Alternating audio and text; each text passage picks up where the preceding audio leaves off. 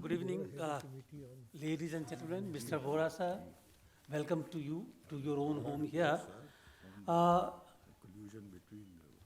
We are really privileged to have Dr. Karan Singh as a speaker for the Patel Lecture today in the IIC. I started to work with him when he was president ICCR, and I was appointed as Director General of ICCR in 2010. There was one person who was, even at that time, described as the best president that India never had. But if India didn't have the best person as a president, ICCR certainly had the best person at that time, the president. Beside him, we have Professor Shahid Mahdi, who was the vice president then. It was really a privilege for me at that time to work under two scholars. And truly at that time, the ICCR was an organization headed by scholars, statesmen, thinkers who had great ideas. The first thing that, sorry, I think I should look at that.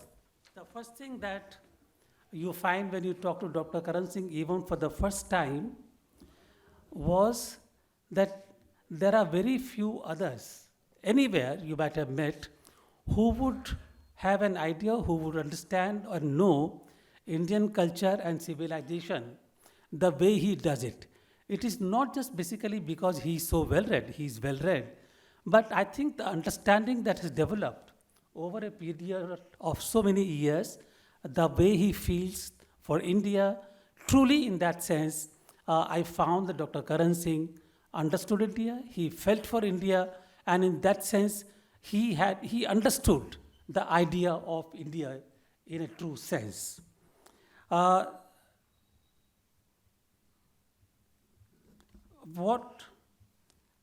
Therefore, I would say that right from the beginning, we know the history. I'm not going to read the biodata from years, and we all know it. We all know, right from 47 onwards, and even before, he was part of the Indian freedom movement, Indian independence struggle, coming from the kind of lineage that he did.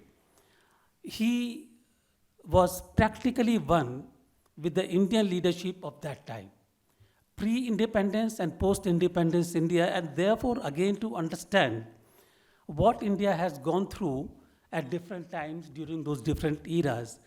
And therefore, if we have to talk about Patel, if we have to talk about Nehru, I don't think there can be a better person than Dr. Karan Singh or Maharajaji, who will really understand better as to the convulsions that India went through before independence, the kind of changes that we went through. And there was a philosophy of what India should be. It was not just an ideology. Many people call socialist liberals, this and that. You know, there are different labels attached. But I think to understand that India is an idea, India is something that, what it means for people and how to achieve that, very few people understand it. And therefore, I really don't think there can be any person better than Dr. Karan Singh who can speak or who can deliver this Patel lecture. May I now request Prabhat Kumarji, the president of ICCFG, to kindly give his address. IC Center for Governance. Respected Dr. Karan Singh ji, Shri Shahid Mahdi, Shri Mahesh Kapoor, Ambassador Suresh Goel, dignitaries in the audience, ladies and gentlemen. The IC Center for Governance, in collaboration with the India International Center, is privileged to present this Forth Sardar Patel Lecture on Governance. We are very grateful to you, sir, for accepting our request. And I welcome you to this signal lecture. As we all know, governance and government, they are two concepts which are used interchangeably. But obviously, there's a marked distinction between the two. While government is an institution which has the authority to make rules and laws and policies and to enforce them, governance is a much wider concept which includes the institutions, the rules, and various actors. Incorporates the government as well as other actors like the civil society, the private sector, and the international organizations. In other words, we can say that government is the who of governance, and governance is the how of governing. Well, a lot has been said and is being said and written about governance, but I think there are some new trends and movements which are calling for a deeper public discourse on the governance of the future. Like, for example, we have the rise of citizen activism. Because of the explosion of information and the breakdown of asymmetry between the government and the people, a large number of people are now engaging themselves in political thought. And that is why it calls for a new look at the governance. It's making new demands on governance. Similarly, the other movements which are being led generally by the young people across the globe, they focus on subjects like climate change, economic inequality, social justice, and corruption. And also, we have a new creature called the identity politics. The identity politics, which is based on people's identities, race, ethnicity, gender, class, caste, language. They're also making their demands on governance. And that is why I say that all these trends should be factored into the study of governance. We also have the entry of technology in governance. In fact, I always say that the big tech is poised to gate crash into the area of governance. And I don't know what the consequences will be. Well, friends, the IC Center for Governance was set up 20 years ago with the objective of collective thinking on issues of governance. And this, the center has been doing for the last 2 decades. It has discovered in the process and developed the notion of ethical governance as a ruling paradigm for Vision 2047. And we have also started this series of lectures in the name of Sardar Patel. 3 eminent speakers, 3 eminent thinkers, they have already shared their perspectives on governance with us. And I don't think it will be out of place to recall some of the thoughts expressed by them during these lectures. In the first lecture, then Vice President Venkaiah Naidu said, the discourse on governance has grown as a parallel discourse to the civil society, human rights, globalization. It also provides institutional and legal interfaces through which citizens mediate and interact with the state and seek accountability. A just, people-centered, and inclusive growth seeks to transform political and governance process.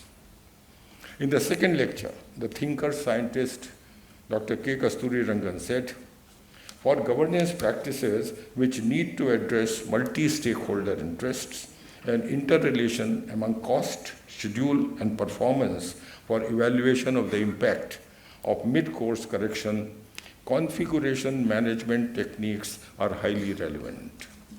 And in the third lecture, the scholar politician Arif Muhammad Khan said, if you want to be in public life, then our tradition tells us that it is in politics that the highest form of renunciation are expected. One should be ready to make supreme sacrifice. Unless you have found something, a cause which you consider greater than yourselves, there is no reason why you should enter the public life. I think I should stop here, and I'll request my friend Shahid Mahdi Saab to deliver his chairman's comments. Thank you.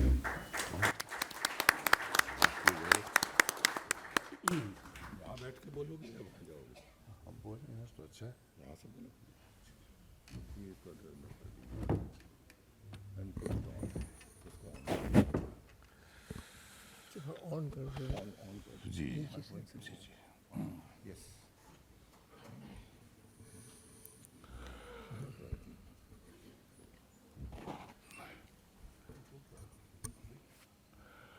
It's a privilege to be sitting next to my patron, Dr. Karan Singh. I had the privilege of working under him, and I still wonder why he selected me for what he conferred on me. The Good reason. Vice Presidentship of Indian Council for Cultural Relations. Dr. Karan Singh, you see, Urdu being my mother tongue, I cannot restrain myself by quoting some couplet.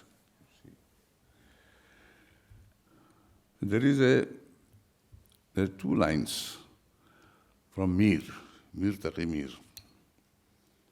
who was much senior to Ghalib. मत सहल हमें जानो, फिरता है फलक बरसों, तब खाक के पर्दे से इंसान निकलते हैं।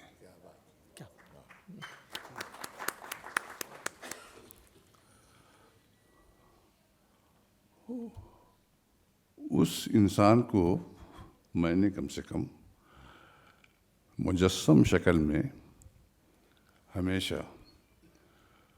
डॉक्टर करण सिंह की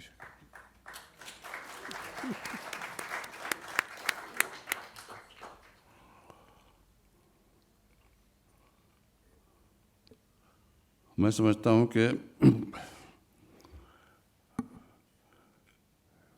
उस एज में रहना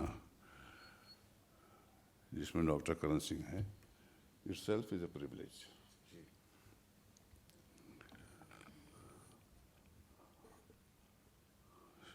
मुझे पता नहीं क्यों, लेकिन उस दिन से मेरी नज़र में मेरा कद कुछ ऊंचा हो गया जब आपने मुझे वाइस प्रेसिडेंट ऑफ ICCR के लिए नॉमिनेट किया। तो ये अभी बात हुई आइडेंटिटी की बातचीत हुई। मैं समझता हूँ दो चीज़ों में फ़र्क करने की ज़रूरत है। एक तो आइडेंटिटी और दूसरी identity politics.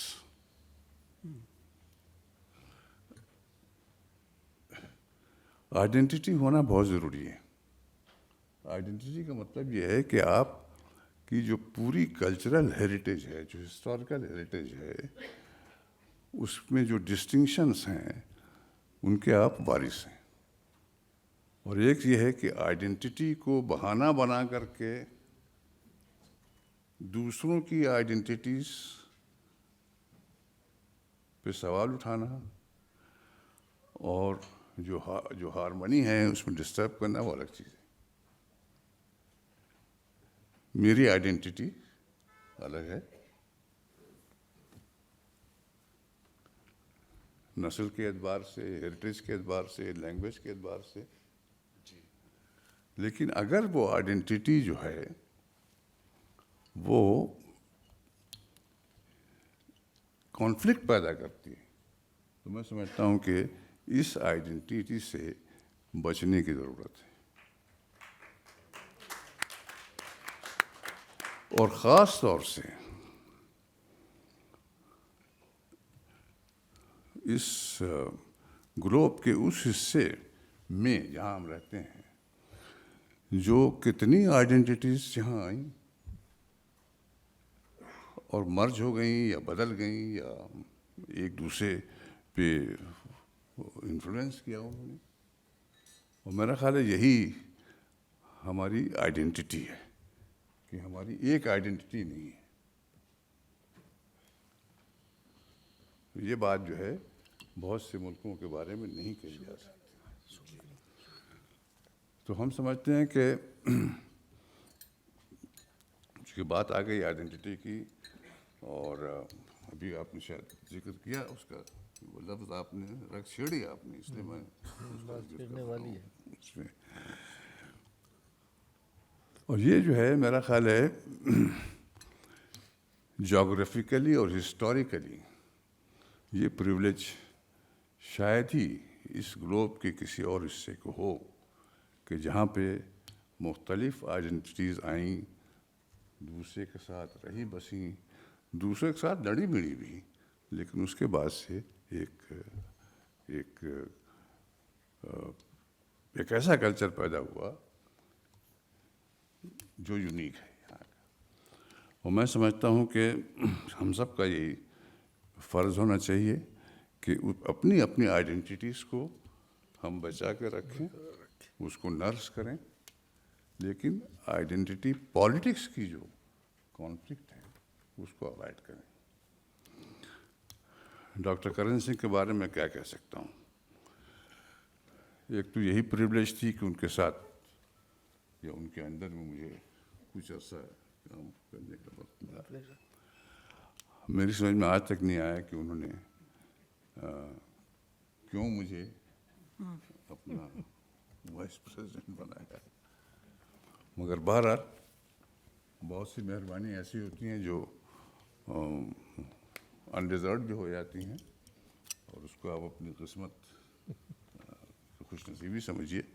But I had the privilege of working under him for a couple of years, and I can't say that I've seen him closely because he's such a multi-dimensional person that nobody should claim so much intimacy with him. But whatever, he is the embodiment of grace. And sitting next to you, sir, I feel very, very honored and privileged.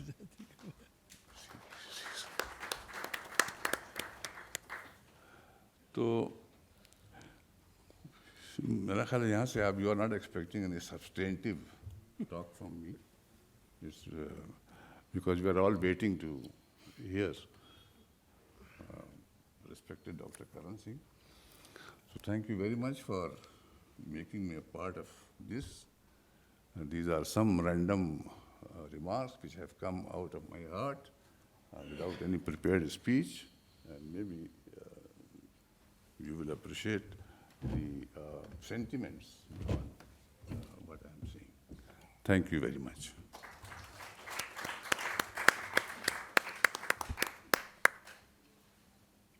Sir, you want to speak from there? President of this evening's function, my friend and colleague Syed Shahid Mahdi, who is being very, very modest, let me tell you, because in many spheres his experience is much greater than mine, and I gained a great deal by having him at my side during my presidentship of ICCR. Shri Prabhat Kumar, who is president of IC Center for Governance, distinguished civil service servant, Shri Suresh Goel, who also worked with me in the ICCR. So I feel almost as if I'm back in the ICCR today. And we worked for quite a long time together. Shri N.N. Vora is here. We had kept a couple of seats for him in the front, but he and Srimati Vora, with their usual modesty, are sitting at the back.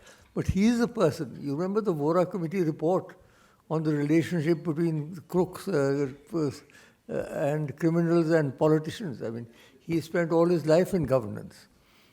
Not only did he work, we worked together in India International Center, by the way. Between us, we built the annex. And after that, he worked, of course, with prime ministers, and he looked after my state for 8 years, governed that state. So he had vast experience. I'm very glad that he's here. And many other friends and colleagues in the audience whom I cannot all mention, and members of the press and electronic media. 3 remarkable men dominated the last phase of our freedom struggle. Mahatma Gandhi, who provided the spiritual and moral leadership.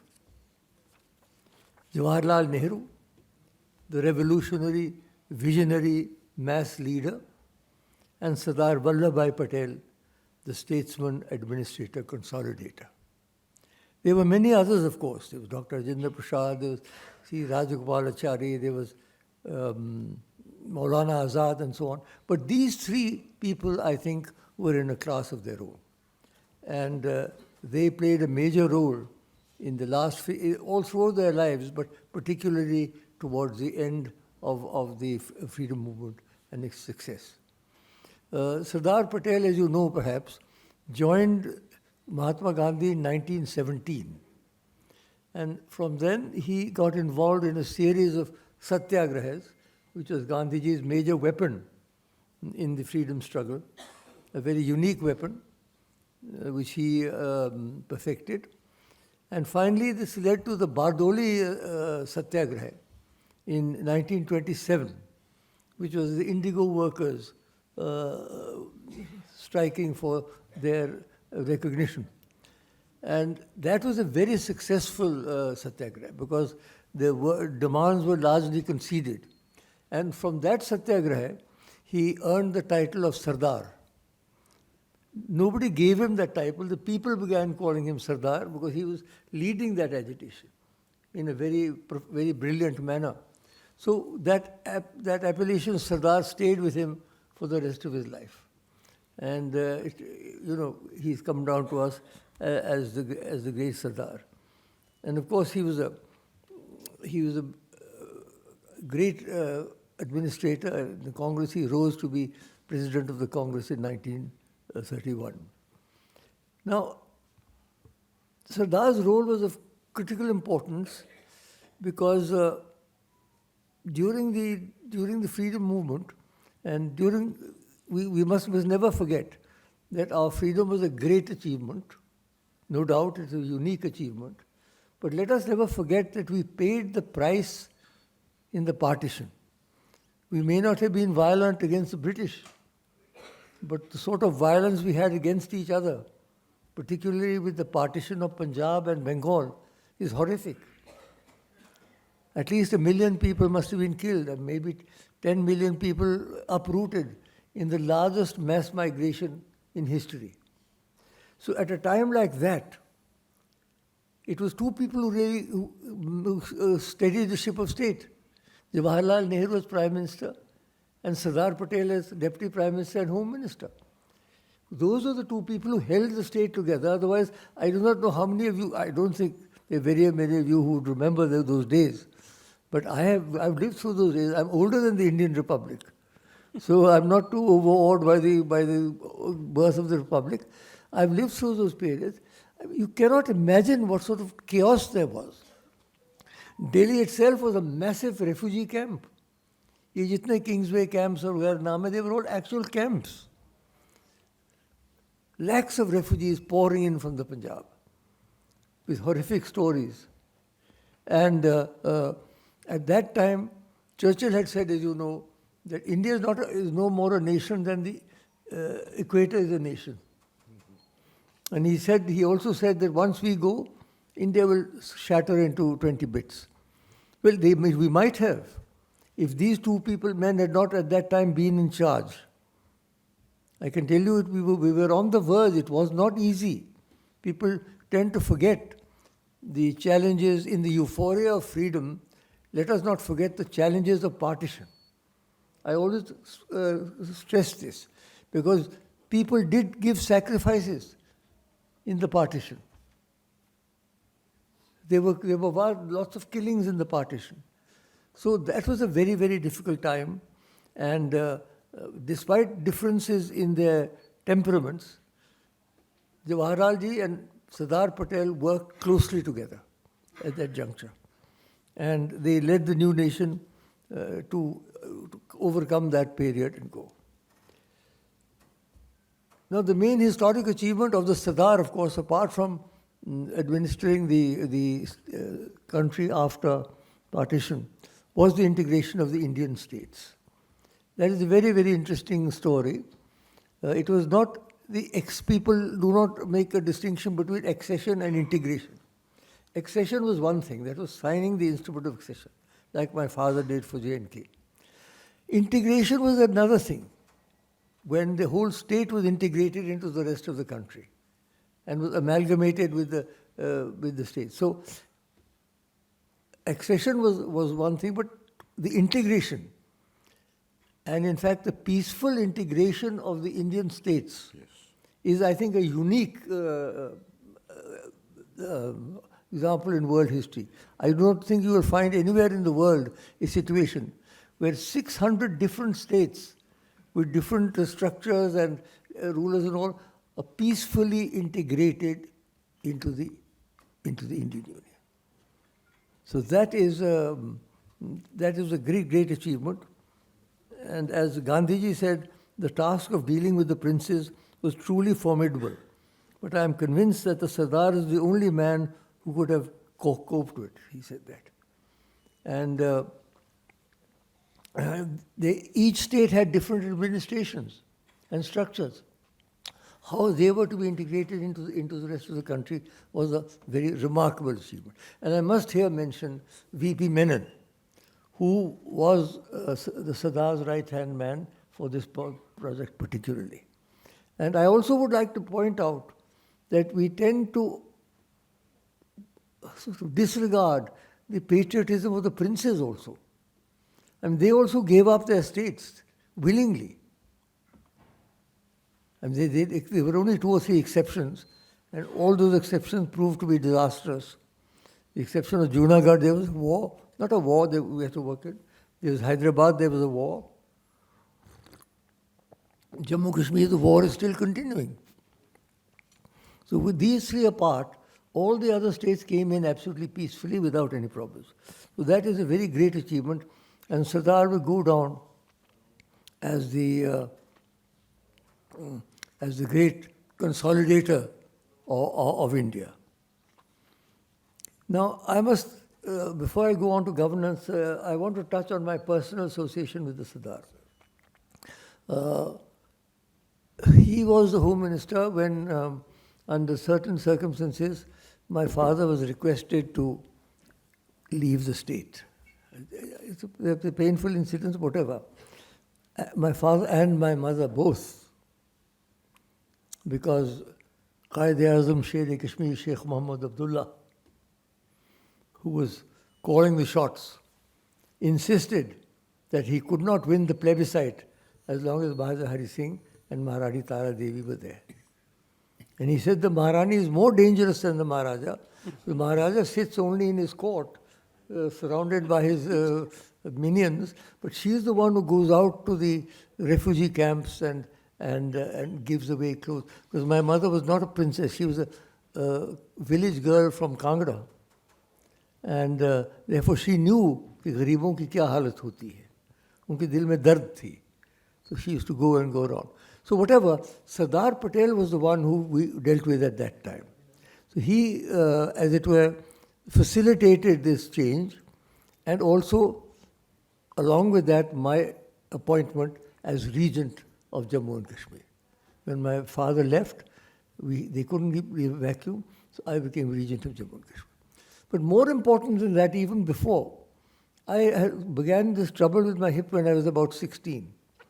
And I was on a wheelchair. Actually, I was on a wheelchair for 18 months. 18 months I sat on my back, I couldn't even turn without help. So Sardar Patel came to Jammu. This was in December. And he said, why ye ladka is pe kyun wheelchair pe kyun hai? So my father said, 6 months we've been trying this, immobilized, the hip is not getting any better. He said, Maharaja Sahab, abhi inko America bhejo aap. Abhi tiyari karo. अगर America नहीं भेजोगे तो सारी उम्र ये कुर्सी पे पड़ा रहेगा. And it was for that reason that immediately arrangements were made. I was sent to America, and 31st of December 1947, midnight, the ambulance took me from the airport into the hospital in New York, where I spent almost a year. So I'm very grateful to him. Had he not insisted, because I don't think my parents would send me, I was the only son, only child. So, but Sardar put down his foot, he said, send him, abhi karo, abhi arrangement karo. So I'm personally deeply indebted to him for enabling me. That was how many years ago? 76 years ago or something like that. I'm now 92. So it's thanks to him that I was getting around at all. I may really have been crippled all my life. And then I had the privilege of being his guest in Dehradun.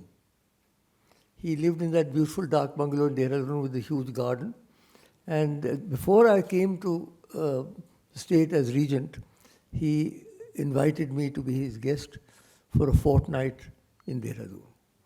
And I stayed there. He was very ill at the time. This was, mind you, this was it was in middle of 1949. But Money Ben was with him, his daughter, and she used to look after him very well. और मुझे वो शाम को कभी-कभी बुला लेते थे, and it was such a privilege for him. पूछते थे क्या है क्या नहीं. He used to give his own views on various matters. So he extended his personal hospitality to me. I think just as a gesture, because he wanted to reassure me. I was a young man then. I wasn't 18. I was just turned 18. So turned 17, in fact. And so that was also another thing. It was very gracious of him, I think, to have done that, to have called me particularly. And as I said, I would like to pay my homage to his memory and my personal gratitude for what he did for me. If I may now come on to governance, Prabhat Kumarji. The Sardar left the structure that the British had built up more or less untouched. The so-called steel frame, he didn't, because there were some views at that time that the ICS should be IAS should be abolished and there should be no, but he said nothing doing. He said that if we do not have a civil service, the union will not survive. So he was very clear of the importance of the civil service in keeping the country together. And he, therefore, all attempts to break the civil services, his thing. And of course, so many committees have been made since then. The whole world has changed tremendously. But in the early period, it was very important that he should support the civil services. Of course, many services had to be rebuilt from the beginning. The foreign service, for example, didn't exist. Jawaharlal ji had to create a whole new foreign service.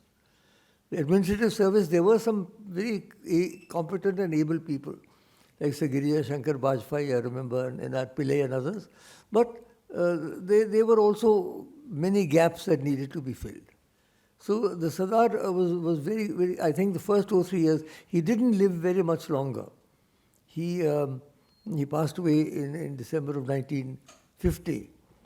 And so But in those 2 or 3 years that he was there, he did help a lot in stabilizing the administration. Now, identity politics, I think, is very interesting because I have a number of points I thought I'd touch on briefly in the light of my own experience. Identity politics. There used to be some talk, if you remember, of a casteless society. I think it was Dr. Ambedkar of all people who spoke of a casteless society. अब तो कोई रहाई बचा ही कोई नहीं अब जितने भी कास्ट से visible and invisible, they have all been given reservations. You cannot have a casteless society with reservations. I mean, there's a contradiction in terms. I'm not against reservations. In fact, I know that particularly the ones, the scheduled castes and the scheduled tribes who've been misused and who've been exploited for century after century, they need special attention. But once you have reservations, then where are you going to stop? We're not stopping. We're not stopping with what the Constitution said. We're going beyond that now. We're having new caste censuses. We're bringing other OBCs and other into the caste. So I think we're going to end up, Mehdi Saab, with all 100% of people reserved in one way or the other. Ghair reserved कोई मिलेगा नहीं. That would be ideal, sir. That would be ideal. That is the logical conclusion of what was you. So, this is something which is very interesting. And so the all talk of a casteless society is really totally ridiculous at a time when we are in fact increasing and strengthening the various divisions within Hindu society. Now, a certain number of points which IC sent me up to talk about. One is about divergence, and that they were talking here of ideological polarization. One of the problems the civil servant has to face is when there's such a sharp polarization in the political field that they are often caught. And particularly if the center is one party and the state is a different party, then they're in a very awkward position. Because on the one hand, they are part of an all India service, and therefore they come under the Home Ministry or whoever is in the center. On the other hand, they are serving a state which has a different government and a different ideology. So this is a very, very interesting and very unique, I think, problem that India faces. I don't think other countries face that sort of problem. But this problem of divergence of ideology is something which civil servants have to cope with. And let me say that I was in Parliament for 40 years. It's very good that we have a multi-party system and we have all shades of public opinion are reflected. That's a great boon. But the sort of violence and anger that I see now in our political system, that I think is very unfortunate. You can differ.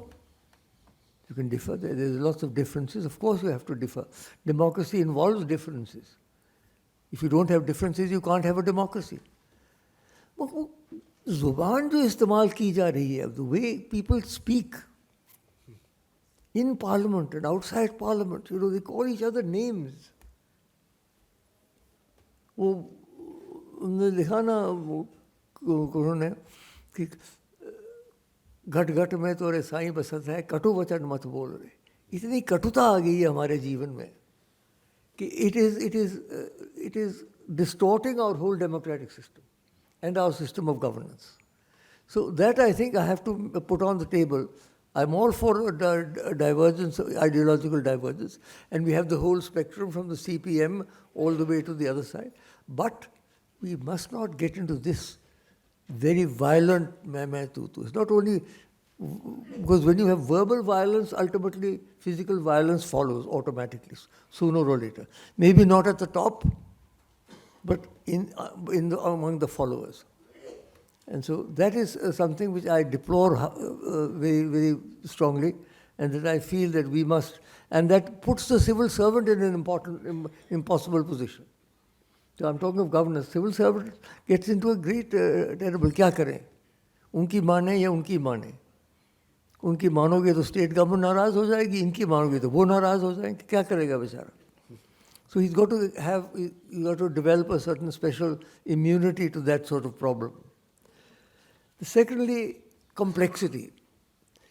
Administration is becoming much more complex than it was. It's not simply the deputy commissioner going around and Shajra Khasar looking at the revenue records and making it.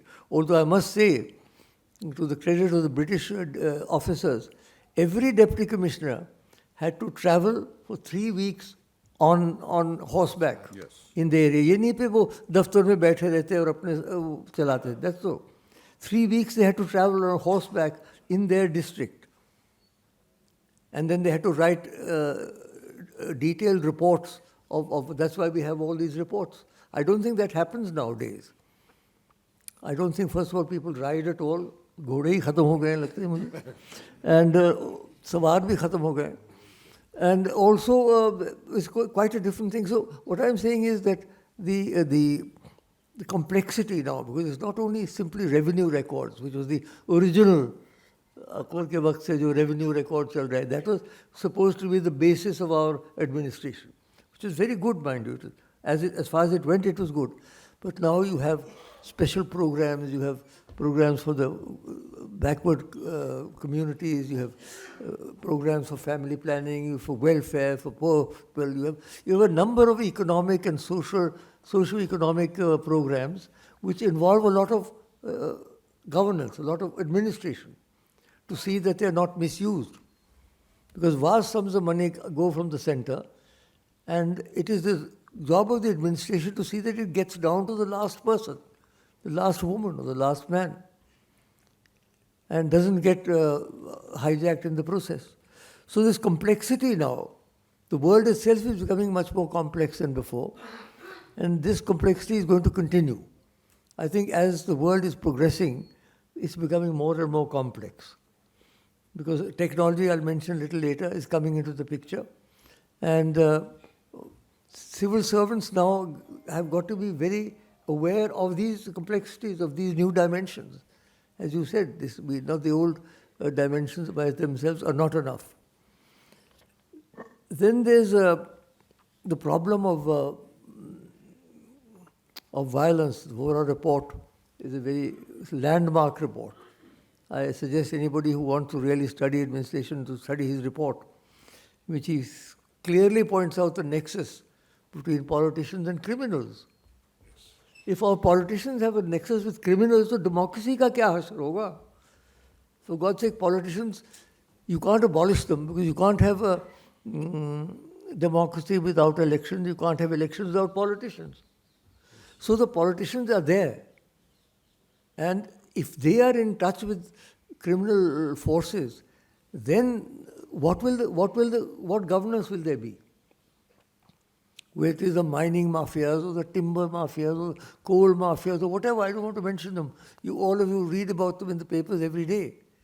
So the criminal nexus is really very disturbing. And that also goes back to the high cost of elections. Elections, I'd like to ask you, I've been in Parliament, as I said myself. Nowadays, I understand in order to get a ticket, you've got to spend 1 crore at least. वो लड़ने की बात तो छोड़ दीजिए, उसमें क्या लगे क्या लगे. To get a ticket itself, you've got to spend vast sums of money. I'm not talking of any particular party. I'm making a general statement.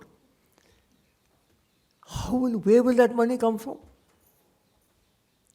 That money will only come from the mafias ultimately. So are the mafias becoming a necessary instrument in our democracy? I urge that you think about these problems. I see governance is an organization set up to think about these problems. And that nexus has to be broken. Then there is, of course, I'm not going into the whole financial governance. That's a world of its own. How much you should tax and how you should tax and all that is not an area in which I have any particular knowledge.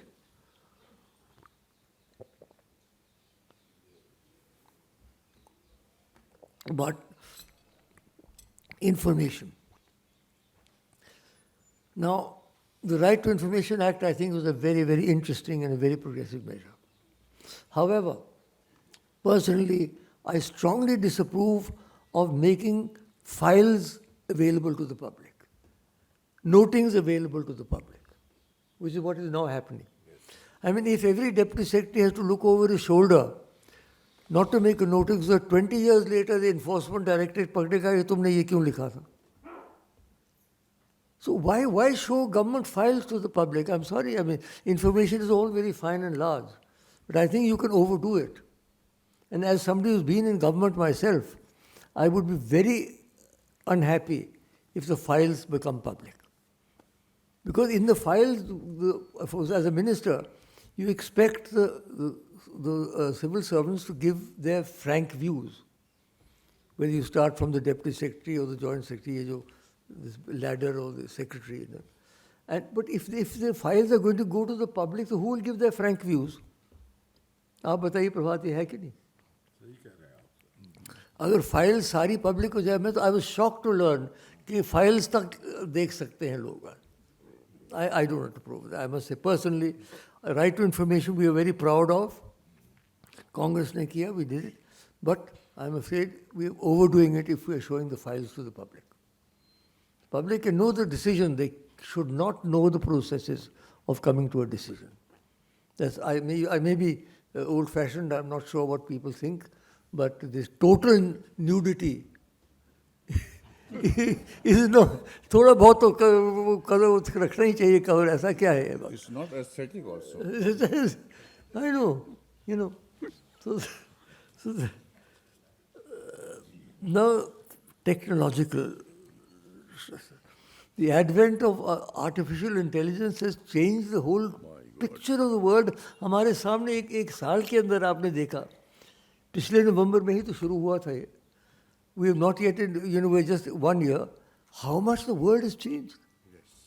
Every day you read articles, you see television programs, you've got artificial intelligence, what they can do. Now they can put me on the screen and say, Karan Singh ne ye kaha, wo kaha. It may not be me at all, maybe somebody else. यानी हद हो गई है अब. You see, technology ने भी एक मुसीबत डाल दी. You see, whenever you go beyond a certain limit, तस्मात अति संस्कृत में कहते हैं जो ज़्यादा ज़्यादती है उसको you should leave that. Information में भी ज़्यादा होगी और टेक्नोलॉजी कोई पता ही नहीं किसी को कि कहाँ जा रहे हैं. Now the experts are saying, for God's sake, stop. Nobody's going to stop now. अब तो वो शुरू हो गई है, उसकी अपनी रफ्तार है. अगर आप बंद करोगे तो आप ही को खाएगी वो कल. टेक्नोलॉजी याद रखना. So अब क्या करें? How do we cope with this technology? We don't even know now, for example, up to education में ये हो गया है कि you don't know whether that essay is written by the student or by the machine. There's no way you can tell. I mean, they creative Muzaffar bhai बैठे हैं यहाँ. I don't think a machine can write his plays. But nonetheless, they can write almost everything else. Because... and this is something really very, very disturbing in a way, but very exciting, because we are entering new fields, untested fields. How do we deal with it? How does it impact our daily lives? How does it impact our governance, particularly? This is an area, there are no answers to this. I, for one, I mean, I just said, I was computer illiterate actually. I'm a pre-computer generation. हमारे वक्त में तो ना एक computer होता था, हम अपने दिमाग से काम चलाते थे. We survived reasonably well, I think. ये किया, MA किया, PhD किया, सब कुछ किया. अब तो आजकल without a machine, young people can't move. Even a simple sum, maybe, however, 3 multiplied by 7 क्या है? टक टक टक machine. यानी सवाल ये है, the machine cannot take over the human mind. और फिर poetry जो है, अब गालिब की बात आपने की, वो poetry वो machine लिख सकती है. हजारों ख्वाहिशें ऐसी कि हर ख्वाहिश पे दम निकले, बहुत निकले मेरे अरमान लेकिन फिर भी कम निकले. निकलना खुल्द से आदम का सुनते आए थे लेकिन बड़े बेआबरू होकर तेरे कूचे से हम निकले. तो ये सवाल ये creativity will always be there.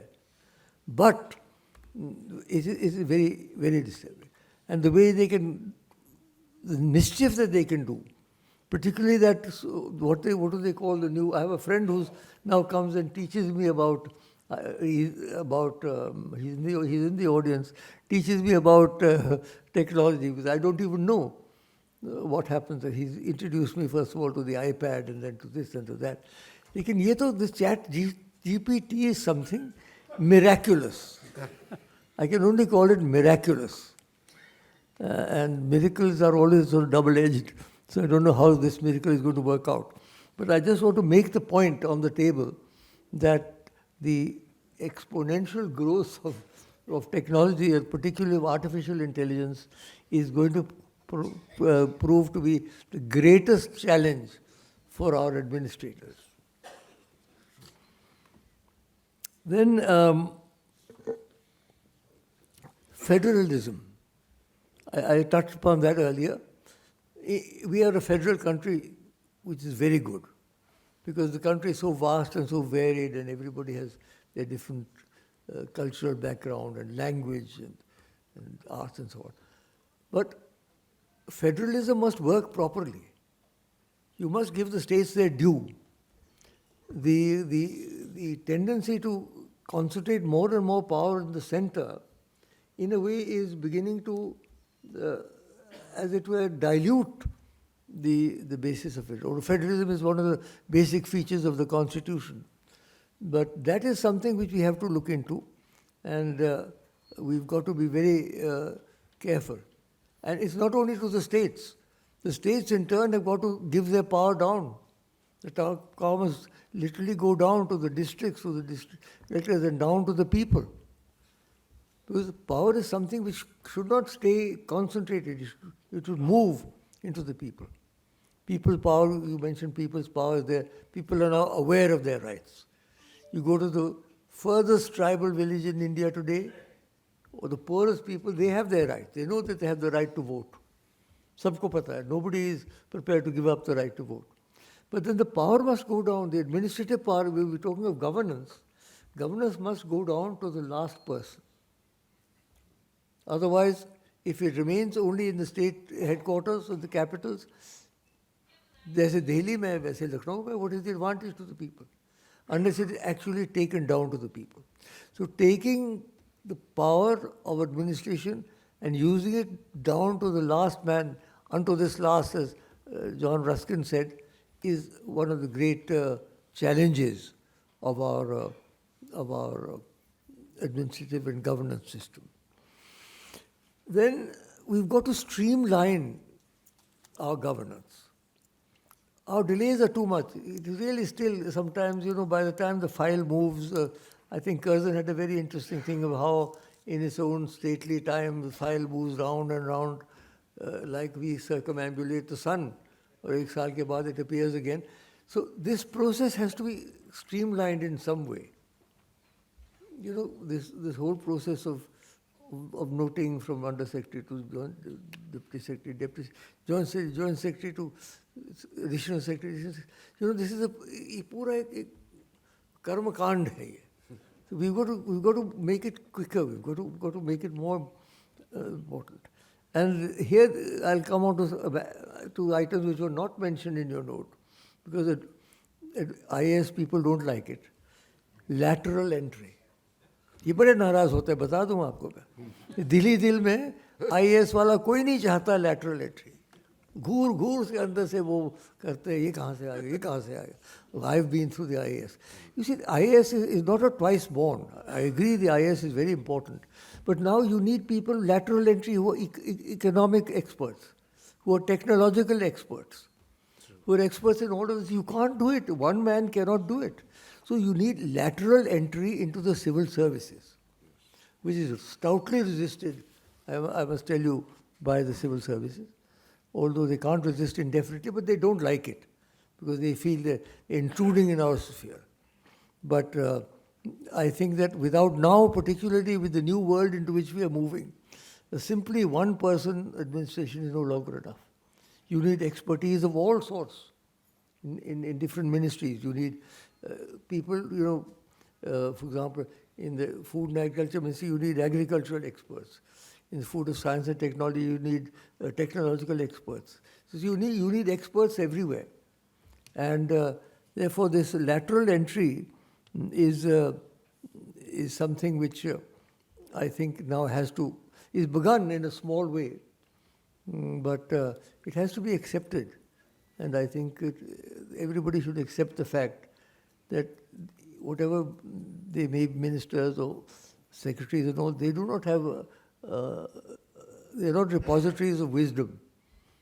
They must realize their ignorance and always try and learn from the new technologies that are coming along. And this brings me to a very interesting thing that I learned about recently, Mehdi. Reverse mentoring. Have you heard of that? Yes. Has anybody heard of reverse mentoring? Reverse mentoring means that you see, they call digital natives, the kids who have grown up after the technological breakthrough, digital natives. Now there's a process in which you get young people in and they mentor the elder people. I mean, they sort of, as it were, they talk to them. It's a very unique and very interesting idea. Because then what you do is you get in new ideas. You get in fresh ideas, which the elderly people, somebody who's done 25, 30 years in IAS may not be able to do. So lateral entry, coupled with reverse mentoring, I think is something which is on the cards, and which we have to really look into. And then finally, one or two things more. Cultural diplomacy, we were in the ICCR, I tell you, is tremendously important. You see, India's image is not only in India. India's image around the world is crucial. And we have everything. We have culture, we have language, we have dance, we have music, we have every possible thing. But that has got to be presented. And the two things that I recall from my experience in the ICCR for demand was, first for the demand was for yoga, and the second for Bharatanatyam. Yes. This is a worldwide demand, not only, you remember we used to have to send troops, and not only troops, in our cultural centers. We had as many as almost 40 cultural centers around the world. And some people who are here have been mentors and have been directors of our cultural centers are also in the audience. And those cultural centers play a crucial role. People want to know more about it. They want to learn Sanskrit, for example. They want to learn Hindi. And they want to learn our dance. They want to learn our music. So that is a very important area, this cultural diplomacy. And this requires, I think, a special type of governance also. You need to have people who are aware of the cultural dimension and who therefore further that dimension. Not all ministers do that. I mean, some people may not, they think, kya hai, naach gana or dance bhej rahe, ye kar rahe, wo kar rahe. But we not only send troops out, we receive troops. We had so many, you remember we had the Day of Russia in India, when Vladimir Putin, I escorted him to this, kaun sa hai hamara wo auditorium? Ghatia auditorium hai. Siri Fort. That was our best auditorium. I must congratulate Modi ji for building, for the first time now, Delhi has got a world-class convention center. We didn't have any center. मुझे तो शर्म आई कहाँ मैं ले जा रहा हूँ उनको. But I was in the car with him. I took him there. He came for the opening, and Medvedev came for the closing. So we had years of this. Then we had the years of China here, and then we have all these with different years. A year of India in France, a year of France in India, and so on. So this is a very exciting and interesting dimension of governance. Very different from the usual thing, because usually governance is very, very plebeian, but this is something very exciting. And we had to send troops, as I said. Then we had a big scholarship program for foreign students. Administering that is also a problem when the foreign students, we used to get 1,000 students from Afghanistan. Ab kahan rakhein? Which university should we put them into? Where would they be comfortable? Will they be looked after? Will they be discriminated against? Because we have a lot of discrimination in India, mind you, based on color. Mm-hmm. And particularly African students often complain that they are not given the necessary respect that they deserve. So these are all elements of cultural diplomacy, which I want to. I can go on for a long time, but I will not, because I think I have already covered quite a lot. Just to conclude, to say that governance in a country as large and diverse as India will always be very difficult and challenging. I remember soon after independence, Jawaharlal ji used to speak of the exciting adventure of building a new India. That adventure is still there. We must have a sense of excitement. We must have a sense of commitment. We need the energy of the young and we need the wisdom of the old. We must combine them. And energy has nothing to do with age. I mean, age is just a number. You've got to have that capacity within. को दर्द होनी चाहिए मुल्क के लिए, गरीबों के लिए.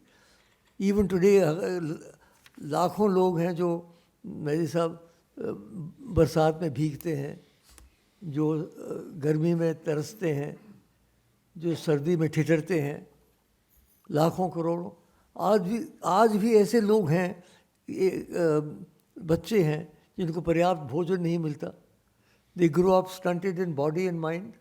Is it not a disaster? Is it not a tragedy that after 75 years we are not able to feed our people?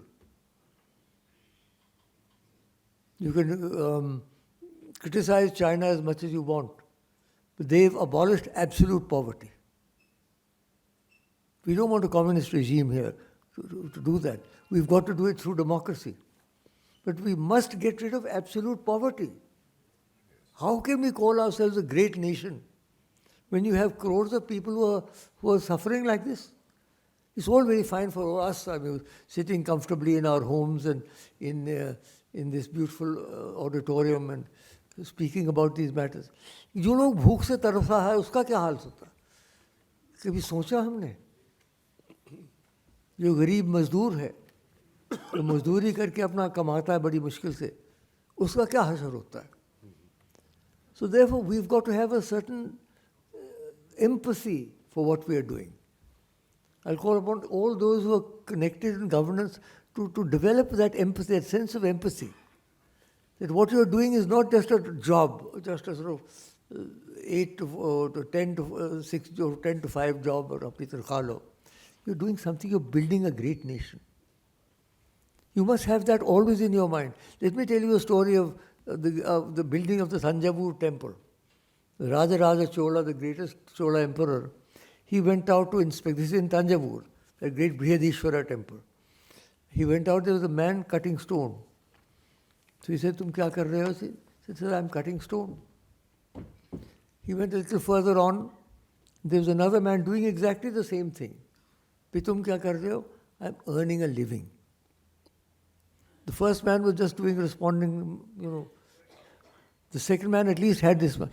He went a little further. Third man will say, "What are you doing?" He says, "Sir, I am building a great temple." Wow. It's a question of the attitude. काम वही है. लेकिन attitude क्या है? Do you have the attitude that you are building a new India? जो सदियों के बाद आज़ाद हुआ है, do we have that? हमारे दिल में वो है कुछ अभी तक feeling, or have we now taken it for granted? सारे जहाँ से अच्छा हिंदुस्तान हमारा, हम बुलबुलें हैं इसके. This song should be sung every day.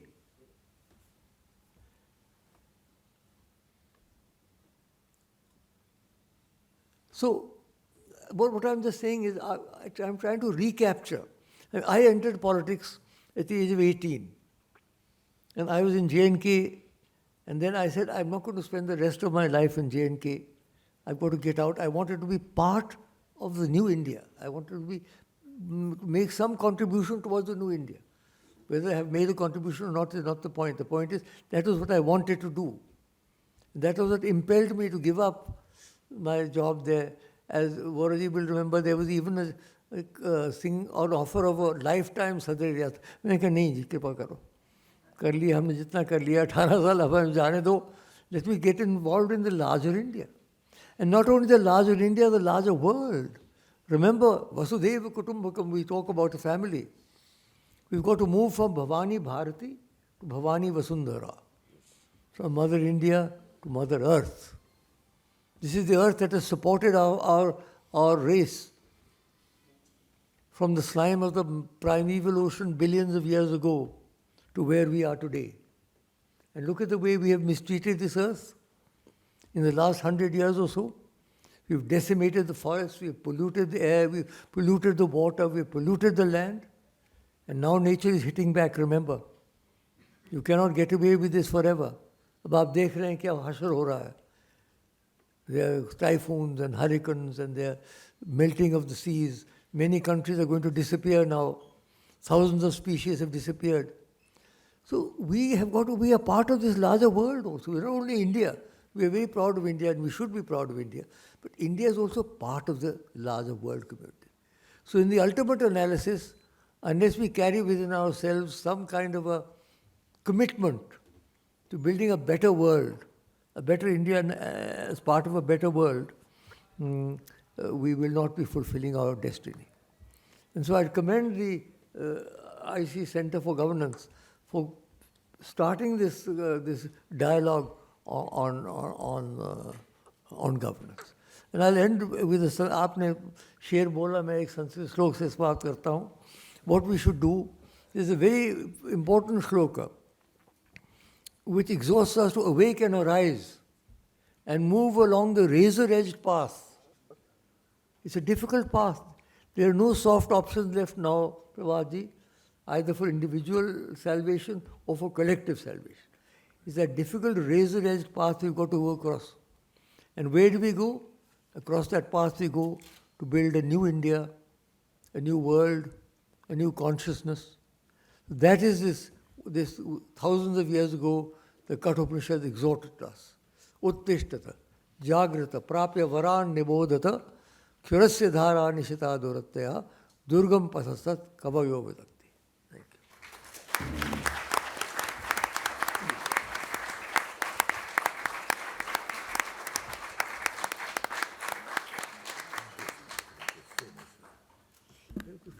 On behalf of the India International Center and the IC Center for Governance, I have great pleasure in proposing a vote of thanks. To you, Dr. Karan Singh, we are deeply obliged. We are honored that you are present here with us. In our earlier lectures which we had on Sardar Patel Memorial ones, we had people talking about him. Today we have a person who talked with him and who has talked in flesh and blood, met him in flesh and blood, and also mentioning about the fact that it was not only joining the states but integrating them, which was a major task which the Sardar did.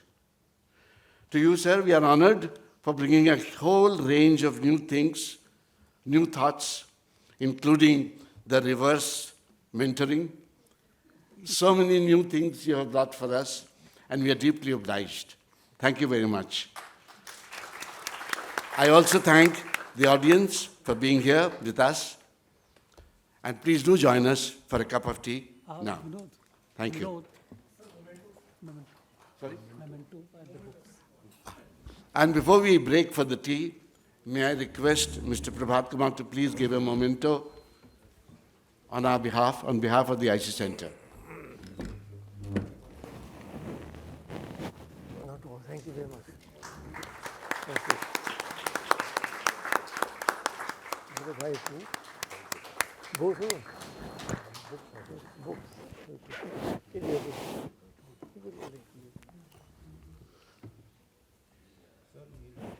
Thank you.